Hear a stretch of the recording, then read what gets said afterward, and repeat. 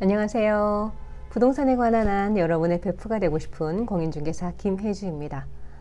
오늘은 등록임대주택 과연 주택수에 들어가는지 안 들어가는지에 대해서 한번 알아보려고 합니다.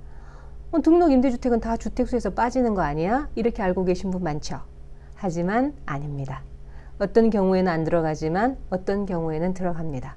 이거 잘못 생각하셨다가 잘못 매도 스케줄을 잡으시면은 진짜 큰일 나는 경우가 생기는 거예요. 그러니까 영상이 짧지만 굉장히 중요합니다. 끝까지 저랑 같이 보시면 마지막에는 정확하게 이해하시게 될 거예요. 그럼 시작해 보겠습니다. 먼저 등록임대주택이 뭔지 한번 볼게요.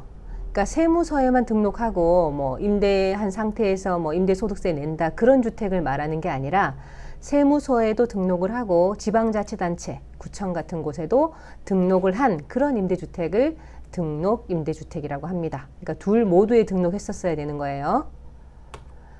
이런 등록임대주택에는 혜택이 많아요. 취득세 감면, 재산세 감면, 종부세 합산 배제, 또 거주주택 비과세, 양도세 중과 배제, 1세대 1주택 거주요건 배제, 또 그리고 임대소득세 감면과 건강보험료 감면까지 혜택의 종류가 굉장히 많습니다.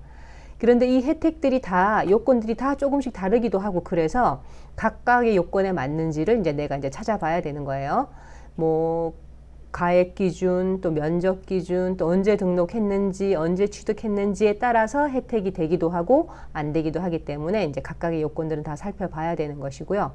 여기서 오늘 우리가 관심 있게 보는 것은 제일 큰 혜택 두 가지. 그러니까 종부세 합산 배제와 거주주택 비과세입니다. 한번 상세히 살펴볼게요.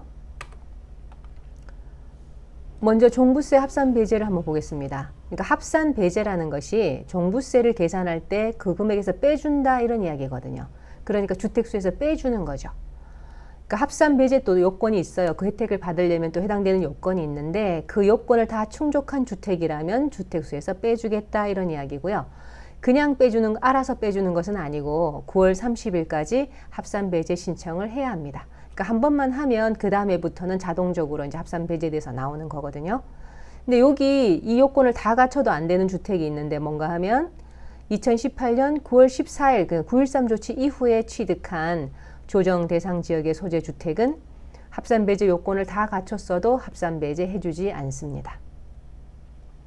그러니까 요거 아니면 요거에 해당되지 않으면 나머지는 요건만 갖추면 종부세 주택수에서는 빠진다는 얘기예요. 그리고 그 다음 혜택이 거주주택 비과세가 되겠습니다. 거주주택 비과세는 등록임대주택과 거주주택이 한 채 있을 때 그런 경우에만 거주주택 비과세를 해줍니다. 그러니까 전부 다 등록임대주택이고 플러스 되는 게 하나밖에 없는 거예요. 거주주택 하나밖에. 근데 만약에 다른 주택이 하나 더 있다. 그러면 비과세를 못 받는 거죠. 아무리 거주주택이라도 내가 거기 거주했었어도 거주주택 비과세는 안 해주고 전부 다 등록임대주택이고 그 외 주택은 거주주택 하나밖에 없을 때 그때 등록임대주택이 주택수에서 빠지기 때문에 아무 주택이 없는 걸로 치고 1세대 1주택 비과세를 해주는 것이 바로 거주주택 비과세가 되겠습니다. 그런데 이 거주주택 비과세를 받으려면 반드시 2년 이상 거주해야 합니다. 우리가 1세대 1주택 비과세를 받을 때 다 거주 조건이 붙는 건 아니거든요. 기본으로 보유 2년만 하면 비조정 지역이나 2018년 9.13 조치 이전에 조정 지역에 사신 것들은 실거주 조건이 없어요. 그냥 보유 2년만 하면 1세대 1주택 비과세를 받을 수가 있는데 이 거주주택 비과세를 받으려면 비조정 지역이든 조정 지역이든 언제 취득했든 상관없이 무조건 2년 이상 거주를 해야 합니다. 그래야 거주주택 비과세를 주는 거겠죠. 거주해서 주는 거니까 워낙 혜택이 크기 때문에 반드시 2년 이상 거주를 해야 합니다. 그리고 2019년 2월 10일 이후에는 평생 1회만 적용이 됩니다. 그전에는 거주주택 사고 팔고 하면서 몇 번씩 받을 수가 있었거든요. 거주주택 비과세를. 그런데 2019년 2월 10일 이후에는 평생 1회로 줄어들었습니다. 그러면 취득세에서는 어떻게 될까요? 취득세 주택수. 중과 대상 주택수 판정 시 등록임대주택도 주택수에 포함됩니다.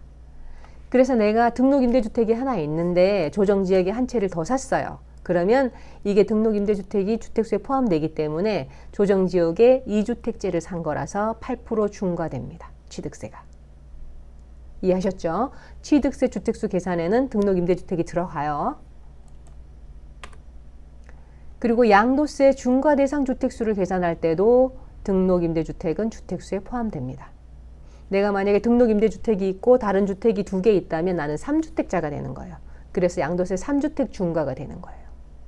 이렇게 등록임대주택도 주택수에 포함되는데 그런데 나는 뭐 양도세 중과 배제된다고 들었는데 그런 혜택이 있다고 들었는데 이렇게 이제 생각이 드시는 분이 계실 텐데요. 그런 경우는 해당 임대주택을 양도하는 경우에는 중과는 적용되지 않는다는 얘기예요.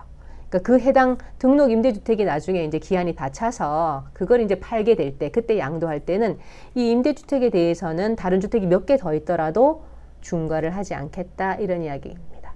그게 양도세 중과 배제 혜택이지 다른 집 임대주택 말고 다른 집을 팔 때는 이 임대주택이 주택수에 포함됩니다.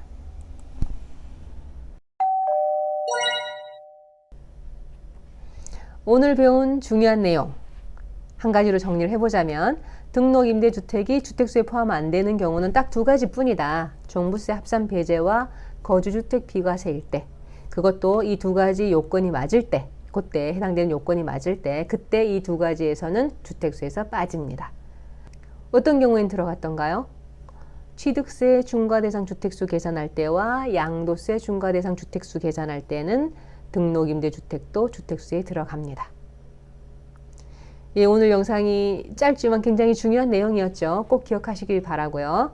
영상이 마음에 드셨다면 구독과 좋아요 부탁드립니다. 저는 또 다음에 도움이 되는 다른 영상과 함께 찾아오겠습니다. 지금까지 부동산에 관한 한 여러분의 베프가 되고 싶은 공인중개사 김혜주였습니다. 감사합니다.